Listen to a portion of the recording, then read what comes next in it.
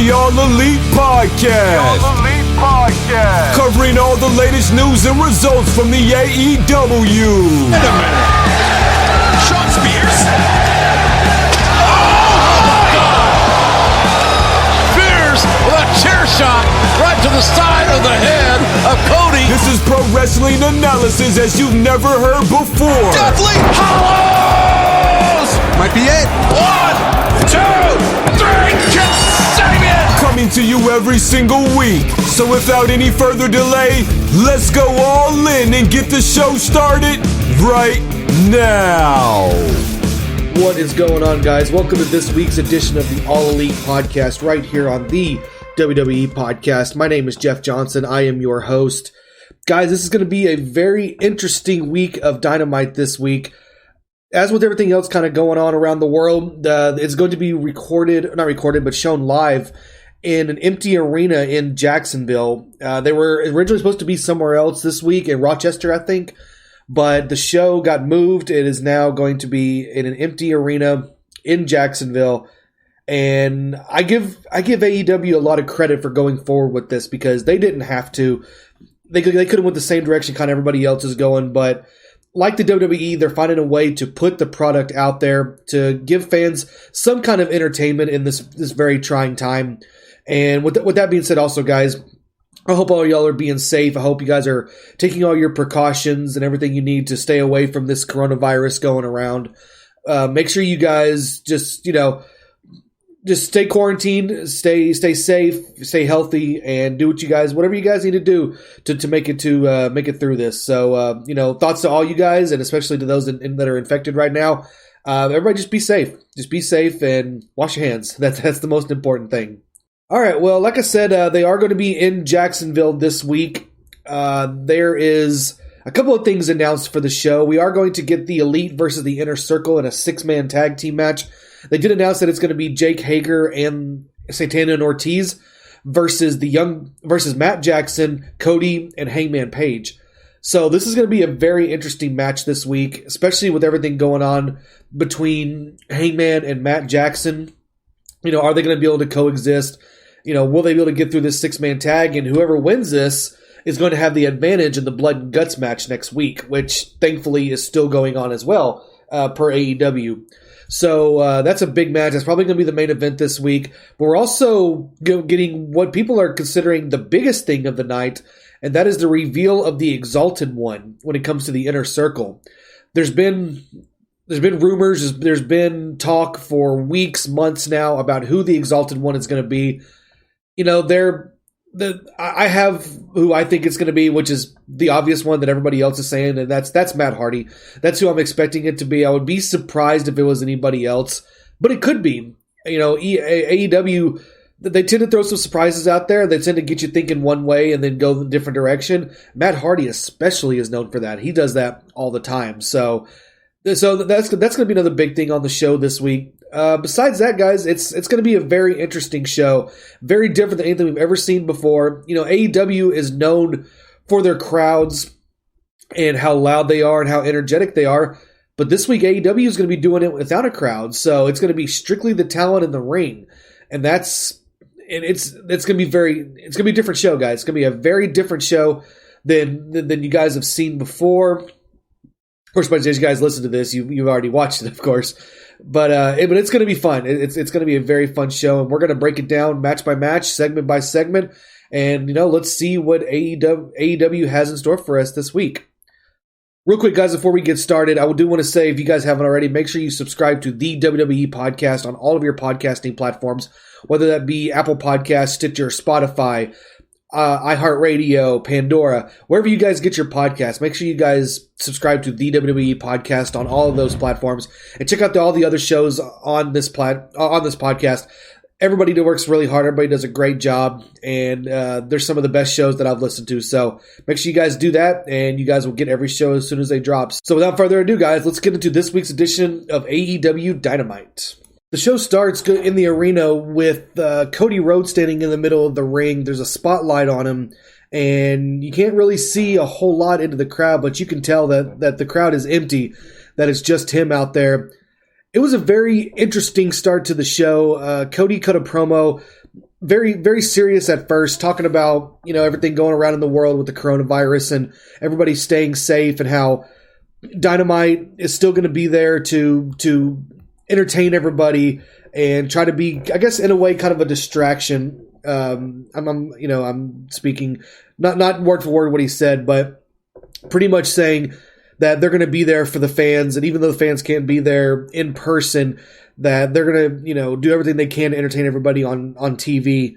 But after this is when the promo really picked up. He started talking about his fellow Elite members, especially Matt Jackson, Kenny Omega, and Hangman Page. He told Matt that there pretty much wouldn't be a Dynamite without them, and AEW without him and Tony Khan, that he is one of the main cogs of this, and that he needs Matt to be, pretty much completely focused and in this match with the Inner Circle later on tonight. And then he moved on to Kenny Omega, and this is where the promo really stood out for me personally, because he talked about how he and Kenny have never really seen eye to eye, which if you guys have followed Being the Elite over the years, you've seen that. And even when everybody was in New Japan, you saw that as well, that Cody and Kenny have always kind of had their issues. But this is the first time Cody's really mentioned it on Dynamite. But he looked right in the camera and said that I need the Kenny Omega that we haven't gotten yet. We need the one that's the number one wrestler in the world, the one that puts on the 5-star matches pretty much. I was hoping he'd use the line that we need the cleaner, because I know that's what a lot of people have said, and I've said that myself, that we've been waiting for the cleaner Kenny Omega to show up in AEW, which, of course, I'm a huge Kenny Omega fan. He's one of my favorite wrestlers in the world. But, we haven't seen that super aggressive Bullet Club style Kenny Omega here in AEW, even though he has had some incredible matches. So that's what Cody was saying he was looking for Kenny. And after this, Matt Jackson and Kenny actually came to the ring, and Kenny cut a promo about everybody being together and how, they're going to try to triumph through this. But then they started questioning about Hangman Page, and Cody said, or it was Matt said that he looked around but didn't see Hangman anywhere. Hangman wasn't out there with them. And he wondered where Hangman was. Well, Hangman came out to the stage. He had a drink in his hand, of course. And they pretty much asked him, are you with us in this match? Well, Hangman really didn't say anything. He just kind of stuck his glass up in saying, yes, I'm with you guys. I have your back no matter what. And, Matt Jackson cut a really good promo here towards Hangman, saying that they've had their issues and it's not going to be taken care of tonight. It's not going to be taken care of by Blood and Guts.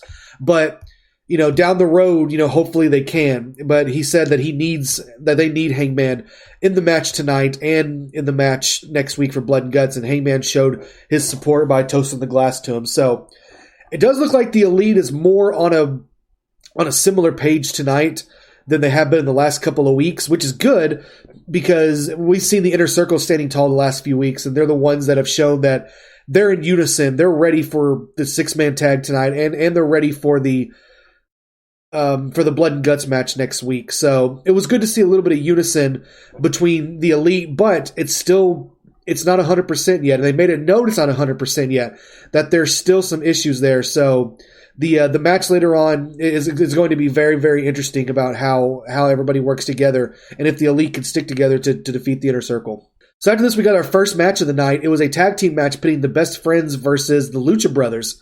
And this has been one of my favorite rivalries so far in the company because they've been going back and forth for a while now. Ever since the Lucha Bros kind of moved on from SCU, they went straight towards the Best Friends. And, now that Pac is involved with the Lucha Bros making the Death Triangle, and now in Orange Cassidy's with the Best Friends, this 6-man feud has been very, very entertaining. And this match was no exception.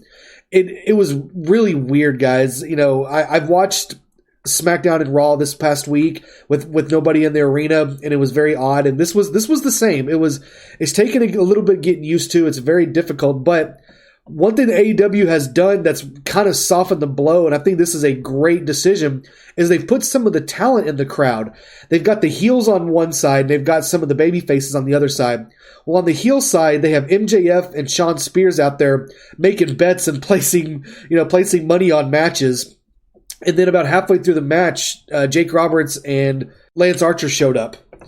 And they made the match so much better. The match was great as it was, but I gotta mention MJF before anything, because he was loud this entire match. He was saying stuff to the guys in the crowd, or in the ring, being supportive of the heels, but he was hilarious, some of the stuff that he was saying. So it added another element to this. And then on the babyface side, you had guys like SCU and Colt Cabana and guys like that on that side cheering for the faces. So it was cool. It was a cool dynamic, and I think it was very, very smart of them to do this, because it does add a little bit of extra noise to the match, and it makes it easier on the announcers too, because the announcers don't have to stop, or don't have to talk nonstop trying to block out what would normally be the crowd reaction, that they're getting a little help from the talent. But this match was really good. It was very back and forth. Orange Cassidy was on commentary. He got involved a little bit towards the end and hit a dive on the Lucha Bros behind, when the ref was distracted. But it's actually the Lucha Bros that got the victory here. They hit the double stomp package power driver for the victory. And after the match, the Best Friends cut a promo on top of the stage with Tony Schiavone and said that they wanted the Death Triangle in a legit street fight next week. And they said they wanted it either actually in a street or even in a parking lot. So we're going to get a 3-on-3 street fight next week on Dynamite, and I'm really excited about that. So, they're living up to the whole blood and guts thing, obviously, because we're getting the War Games match that's not called a War Games match, but we're also getting this street fight between the Best Friends and the Death Triangle. So that match is going to be absolutely awesome. I can't wait for it. But overall, great opening segment, and a great match to open up on a very, very weird but very interesting episode of Dynamite. So next up, we got a 4-corner match in the women's division, pitting Penelope Ford versus Hikaru Shida versus Riho versus Chris Statlander. This was a fun match. It started off kind of interesting because Chris Statlander and Hikaru Shida was working together on both Riho and Penelope Ford, kind of going back to their tag team match last week. But eventually, of course, as all 4-way matches go, they end up fighting each other. And the match, it started off a little bit slow. Everyone was kind of getting their stuff in a little bit, but towards the end, I'd say about the last quarter of the match, it really picked up, and everybody had a very, very good showing in it. There is one spot in here that kind of scared me a little bit, and what it was is Penelope Ford went to the top rope, jumped off to land on the shoulders of Chris Statlander to do a Hurricane Rana. But unfortunately, I think it seemed like she overjumped her a little bit, and she landed kind of awkwardly on Chris Statlander, and she fell to the mat, talking about Penelope Ford, and she landed very, very hard. It was kind of a scary moment, and you could tell the announcers were a little worried about it too. And but thankfully, she was able to get up and she finished the match, and she looked like she was okay. But the match was good. Like I said, the last quarter of it or so was very, very good. It was very well done. Everybody looked incredible. But it was actually Hikaru Shida that ended up getting the victory, which, if you guys have been following her over the last, I guess since the beginning of the year or so, she's been on fire. She's won, I think they said 5 of her last 6 going into this one, and then now this one, so 6 of her last 7. And she's actually ranked number 1 in the rankings for an AEW Women's Championship match. So it looks like Hikaru Shida is going to be the next person to challenge AEW Women's Champion Nyla Rose for the title, which, me personally, I am very happy to see that, because I am a big Hikaru Shida fan. I've always thought she was very, very good in the company, but I also thought she was overlooked a little bit, especially during the launch of Dynamite when they were first starting to build the women's division. They were focusing on other people, which I understand you can only focus on so many people at a time, but I'm glad to see Sheeta's finally getting her just due, and she's really starting to shine, because she's very, very good in the ring. She, puts on a great show. She's a great professional wrestler, just all around. So when and if the match happens with her and Nyla Rose, I think it's going to be a very good match, because Nyla Rose, I mentioned last week, is really improving as well. She's doing very, very, very, very well as the champion. And being a dominant monster, too, also helps. So Shida's going to go in that match as the underdog. But I think that's where she strives the best. So I'm looking forward to if and when, or not if, I almost can guarantee that match is going to happen. But the match is going to be great once it does. Well, after the match was over, Tony Schiavone interviewed Colt Cabana, who was sitting ringside, like I mentioned, and he was talking about the women's match and how he's 2-0 right now and how everything's going really well in AEW. But he mentioned Penelope Ford. He said he was very impressed with Penelope Ford, how she had a great showing, but she needs to not let Kip Sabian get involved in her matches so much, which I didn't mention during the match. Kip Sabian got involved like 6 times during the match. I mean, he was involved pretty much the entire time and kept getting knocked off the apron. He got clubbed in the face by Shida and Chris Statlander during the match. So he was very, very involved throughout the entire thing. But Penelope still wasn't able to get the victory. It was Shida. But as Colt was giving this interview, Kip Sabian overheard him talking and pretty much told Colt to stay out of his business. And if he wanted to fight, then he would. Of course, Colt kind of just, played it off and said, yeah, whatever. And Colt slapped him in the face. And it was kind of funny because all the baby faces were sitting around Colt. And they just were kind of like, oh, what had happened. It was really funny. And Kip didn't fight back. He grabbed Penelope and walked and kind of cowered away and walked up the stairs. So I guess this is the start of something, hopefully, between Colt Cabana and Kip Sabian, because I'm a big Sabian fan. And as everybody knows, he won the very first match in the history of AEW by winning the one-on-one match with Sammy Guevara during the kickoff of Double or Nothing last year. So, and I was very impressed with him when I saw him against Guevara. But Sabian really hasn't done a whole lot since then. He's had a couple of matches here and there, but never really any long-term storyline. I thought they were going to go with something with him and Joey Janela, which I thought was a perfect fit, seeing the history between Joey Janela and Penelope Ford. But it looks like that's kind of ran its course. It looks like that one's done, and we're moving on to Sabian and Cabana, which is going to be a lot of fun. It's going to be a great feud. Natural babyface versus a cocky heel, and Penelope Ford will do her thing and get involved. So that's going to be a good feud, and it's good for both guys because Cabana's still new to the company, and it gives Kip Sabian a good feud with somebody that's known, somebody that's relevant, because obviously Colt Cabana is known throughout the world, through his years and years of wrestling and his podcasts and everything. Everybody knows who Colt Cabana is. So this is a good feud for both guys. I think this is a great fit. And, I'm curious to see where they go with it, if they do. Like I said, there wasn't a whole lot to go off of with this, but it was something. So I hope it is, and I hope this is a feud that we see very soon and also down the road. Next up, we got another tag team match pitting the Jurassic Express versus the Butcher and the Blade. This is a match that they had announced earlier this week, and this is another feud that's been going on for a little while now. There's definitely a lot of good storylines, especially between tag teams. The tag team division, as has been known for AEW for a while now, is just completely on fire. Every tag team just has some kind of significant value, and it's really, really good to see that as a fan of tag team wrestling.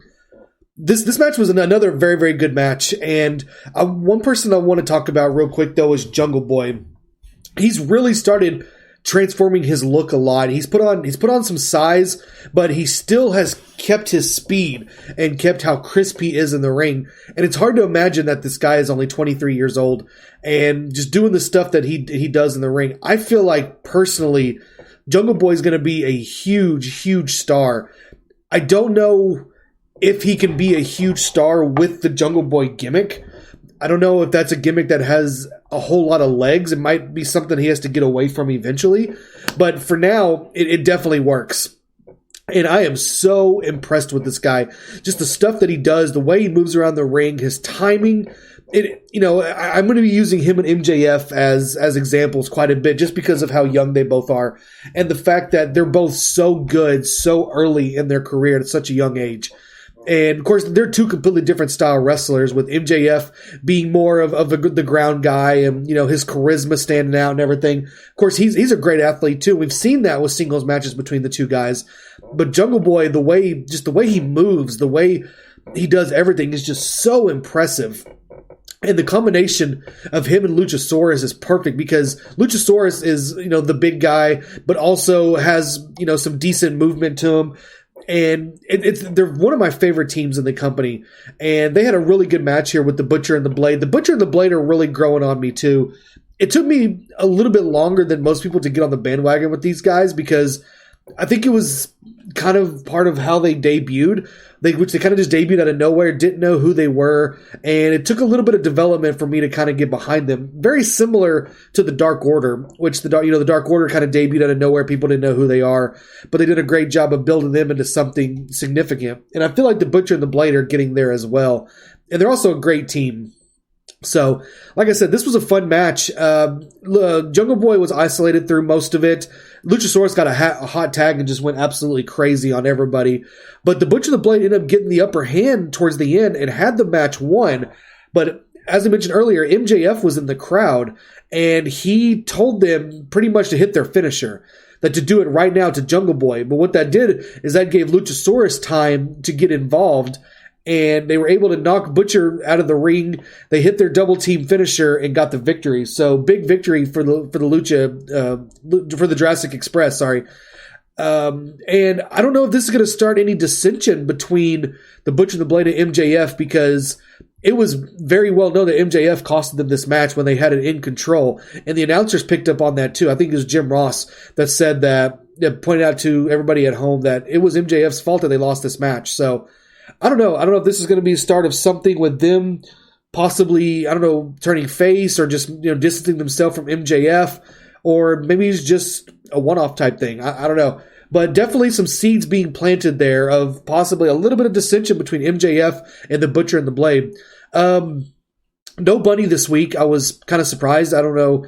I'm not exactly sure where she's at or what's going on with her. And also, I didn't mention earlier, no Justin Roberts this week either. Brandy Rhodes is actually doing the commentary, which I know she's against doing commentary because she did it for so long in WWE.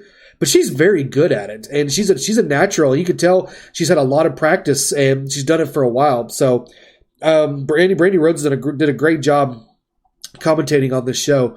But when it comes to the match itself, it was another very good match. Big win for Jurassic Express, and I expect them to start moving up the rankings soon. They went all the way through 2019 without a victory, but they've really started picking it up in 2020, and I think they've won 5 of their last 7, 5 of their last 8, something like that is what they said on the graphic. So, I see big things for Jurassic Express this year, and I don't know if they're, who they're going to face once they get in that title contention. I would be kind of surprised if it was Kenny and Hangman still by that point, just because of developing factors, and, it would be a face team versus a face team. So I kind of expect a heel tag team to have the titles by the time Jurassic Express is there. But it would not surprise me if by the end of 2020, Jurassic Express held those tag team titles, because they're great. They get great reactions, and they're just a fun team altogether. So next on the docket, we got the entrance of the Dark Order, consisting of Evil Uno and Stu Grayson. And this is the moment we have all been waiting for. Is this going to be the arrival of the Exalted One? Do we find out who it is? Well, we started the promo with Evil Uno telling us that the Exalted One is near, that he will be here, and he's over and over again saying he is near, he is near. Well, he ends up getting cut off by Christopher Daniels, who's in the crowd. He and Kazarian, and Daniels pretty much tells Uno that you've been saying nothing but lies. You've done nothing for Reynolds and Silver since they joined. He's made their life completely difficult, and not anything, nothing to make them any better or make their careers better. And then he also said that he does not believe that there is an Exalted One, and that it's a lie, and everything that Evil Uno and the rest of the Dark Order has said has been a lie. Well, as he's saying this, there's this weird music that starts, and this video comes up on the screen, and you see this figure show up, and he says that he is the Exalted One, and he pretty much calls out Christopher Daniels specifically and says, "Chris, I am the Exalted One. I am real." And he removes his hood, and it's none other than Brodie Lee, the former Luke Harper from the WWE. And I'm not going to lie, I marked out, guys. I marked out hard for this. I'm really excited that it's him. I know the rumors were that was Matt Hardy. I believed it was Matt Hardy, but a part of me also thought, okay, is it too obvious? Because Matt Hardy is an absolute genius at this stuff, as is AEW. They're very good about this stuff too, but Matt Hardy is just on a different level when it comes to this type of stuff. So obviously he was using the rumors to fuel different things, but it is Brodie Lee that is the Exalted One for the Dark Order. And he tells Chris, he said a line to Chris that I really liked. He said, Chris is not the only old guy that didn't believe in him, but he promises he will be the last, which is a direct shot at Vince McMahon, obviously. It was a good line. It got a little chuckle out of me. But he told Chris that he was coming. And then we go back to the arena. SCU's back is turned, and there's Brodie Lee standing in the ring with Evil Uno and Stu Grayson. SCU turns around and gets just completely destroyed by these three guys. Brodie Lee ends up hitting a discus clothesline on Christopher Daniels as Grayson and Uno double team on Kazarian. This was a lot of fun, guys. This segment was great. It was so well done. The video package was awesome. If you guys haven't had a chance, go back and watch this video package for Brodie Lee, the Exalted One. Lee looked incredible. He looked in great shape. Man, it's so good to see him because I've always been a huge fan of Brodie Lee or Luke Harper, whatever you want to call him. And I'm one of the ones that believe that he was very undervalued and very underrated in WWE, and he wasn't ever quite used up to what his potential is. I did enjoy his tag teams with Rowan. I thought they were very good. I loved him in the Wyatt family, the original incarnation of it.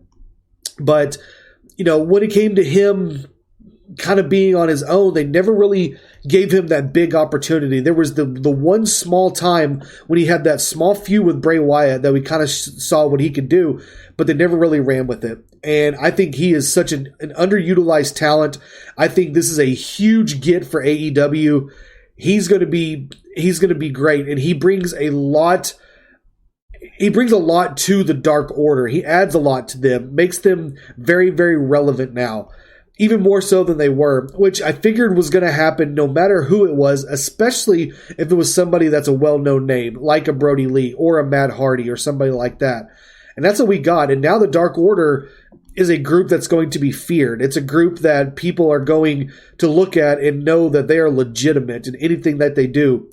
I mentioned earlier about the tag team titles and how, I don't expect Kenny and Heyman to have it when they face Jurassic Express. I could see the Dark Order having it. I could see Grayson and Uno being the tag team champions, and that'd be who Jurassic Express feuds with later on down the year. Because this is going to be the start of something big for the Dark Order, guys. And I think it was either Matt Jackson or Nick Jackson. It was one of the two Young Bucks. Late last year, early this year, said something about the Dark Order, that you guys are going to be impressed with what comes out of the Dark Order and what they have planned with the Dark Order. And this is the start of it, guys. And I'm very, very excited. I love how this whole thing was done. And Brodie Lee, the Exalted One in AEW, I never thought I'd see it. I didn't think it was going to happen, but it has. And I couldn't be more happy. So it's main event time, guys. We got the Inner Circle consisting of Santana and Ortiz and Jake Hager taking on the Elite, which is represented by Cody Rhodes, Matt Jackson, and Hangman Page. There's a lot riding in on this match because the winner of this will get the advantage heading into Blood and Guts. One thing I want to point out before we start this is I didn't catch on to this earlier in the show, but the announcers were mentioning that everything that transpired tonight will impact a future Dynamite. They did not say next week, one point during this show. And I think that's kind of newsworthy because I know the way everything's going right now, everything canceling and being postponed, you really don't know what's happening one week to the next. So I think this was a good plan by AEW to not say next week, because next week's not guaranteed when it comes to Dynamite, that they could have to push back Blood and Guts a few weeks. Hopefully they do have it next week, especially for the sake of this show, because it'd be kind of hard to do an AEW Dynamite podcast without an AEW Dynamite. So hopefully they do have the Blood and Guts next week. But I did want to point out that during the show, they did say multiple times on the next edition of Dynamite and did not mention next week. So hopefully that's not a prelude of their decisions of what's going to happen going forward, but more of just a, being safe, better safe than sorry type of situation. So with that being said, guys, this was another great match, a great main event. All 6 guys looked really good. The Inner Circle in particular, I thought looked great in this match. They dominated, I'd say, about 75% of this match. A lot of it was the Elite on defense, and it just showed the cohesiveness and how together the Inner Circle is, where you were hitting double team moves, they were cutting off the ring, they wouldn't let the members of the Elite get involved, and it was mostly Cody that was in peril most of this match. He took a good portion of this. Heyman did end up getting a hot tag later on and cleaned house. He's still one of the hottest characters in the company right now. He's rocketing up instantly, which we kind of broke down and talked a lot about last week. But this was a great match, and all hell kind of broke loose towards the end. But Santana ended up getting a roll-up for the victory on, I think it was on Nick Jackson, if I'm not mistaken. I keep saying Nick. Matt Jackson, I'm sorry, if I'm not mistaken, and got the victory for his team. And so the Inner Circle has the advantage heading into Blood and Guts. The newsworthy thing to come out of this, too, is that they were saying before the match started and during the match that the Elite are going to be on a 5-on-4 disadvantage. So they were playing it off as, with Nick Jackson being out indefinitely, he will not be in the Blood and Guts match, and it's going to be 5-on-4. And now the Inner Circle not only has that advantage, but they also have the advantage of the match itself. By, they'll have, they have the 2-on-1, 3-on-2, 4-on-3 advantage throughout the match, and then 5-on-3, I guess, towards the end. Well, that's what the mindset was. That's what they wanted everybody to think. Jericho cut a promo on the stage, just running down the Elite. Sammy Guevara took a pot shot at Brandy, saying to, come be with a real man because your man's a loser, as Cody's standing in the ring. But then we heard this weird noise. It was like this buzzing noise, and I couldn't tell what it was at first. And then all of a sudden, we see this drone show up. And for those of you that spend time online, spend time on YouTube, follow things going on in the wrestling world on YouTube, you knew exactly what this was as soon as you seen it. This was Vanguard 1, which is the drone, the security, I guess, for the Hardy compound for Matt Hardy. We saw the drone. You knew exactly what was going on. And Matt Jackson grabbed a mic and was kind of laughing. He said, there's one thing, Chris, that you said that was wrong. That's we're at a disadvantage 5-on-4. It's going to be 5-on-5 because I made a phone call to somebody and he kind of owed me a favor. Then we hear this creepy piano music playing. The camera pans to, it looked like it was right in front of a luxury suite. And there is Broken Matt Hardy, looking a little different without the white stripe in his hair, but with a red stripe in his hair. The black and red broken get up, doing the delete pose, pointing at each member of the Inner Circle, saying he will, motioning that he will delete them. And the look on Chris Jericho's face was incredible. He played it off so well that and Taz even said it during this, that it looks like Chris Jericho had seen a ghost. And so we got the debut of Matt Hardy in AEW, and Excalibur and Taz both said, wow, Matt Hardy is in AEW. So Matt Hardy's here for the long run, and he's going to be a part of the Blood and Guts match as the 5th member of the Elite when this match happens. I'm shocked by this. I really am, because I thought it was going to be Moxley that was going to be in this match.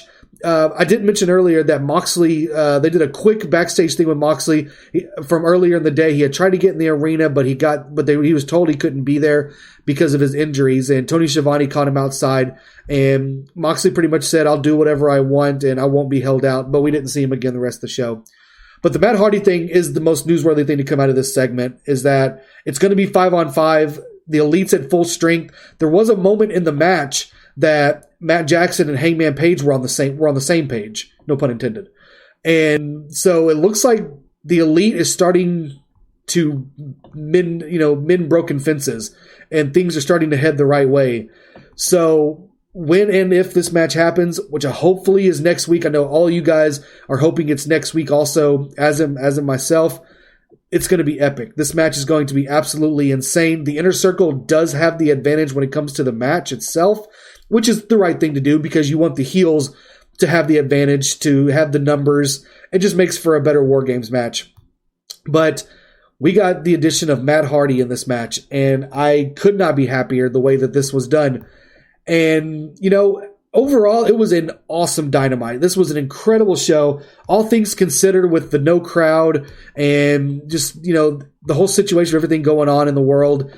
This was a very, very fun wrestling show. I love the touch of having the workers, the other wrestlers in the crowd. MJF was a hoot the entire night. He was hilarious. Everything they did interaction-wise was so good.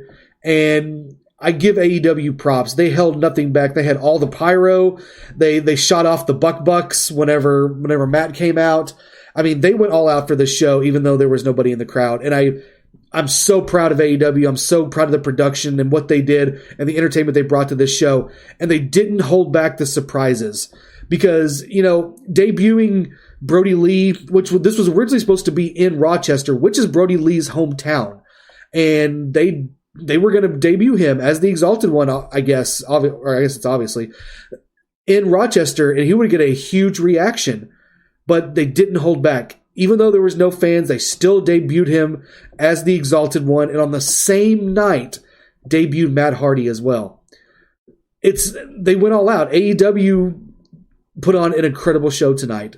It's one of my favorite wrestling shows I've seen in a while, just as an individual wrestling show. This was a lot of fun, and I'm curious what they're going to be doing next week or what they're going to be doing going forward. I know NXT is doing like a recap type show with some videos, packages, and stuff like that. I hope they get back on track too, because NXT is an incredible show, and Chris here on the WWE podcast does a great review of NXT, so make sure you guys check that out as well. But, as for AEW, they brought it tonight, and they gave us an incredible wrestling show. Hopefully, we have something next week.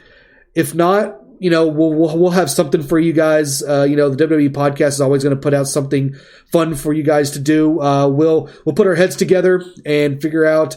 If not, if we have blood and guts, then hey, I'll be here right back next week, guys, breaking down one of the biggest Dynamites maybe in history, maybe in the history of the company, with no audience. A War Games type match. We have a street fight, which is going to be between the Lucha Bros and the Best Friends. So big match, big card, whenever this Blood and Guts happens. Hopefully it's next week. All right, guys, that's going to be it for me for tonight. I hope you guys enjoyed the show. This was an absolute blast. Make sure you guys follow me on Twitter at RunWithTurtles. Like I said, it's a weird name, but there is a reasoning behind it. But I like to update a bunch of AEW stuff going on. I like to, I'll do some comments during certain shows. It's a lot of fun. I'm easy to interact with. So you guys want to hit me up on Twitter, you guys can. And until then, guys, until next week, hopefully next week, I will see you guys then. Have a good one.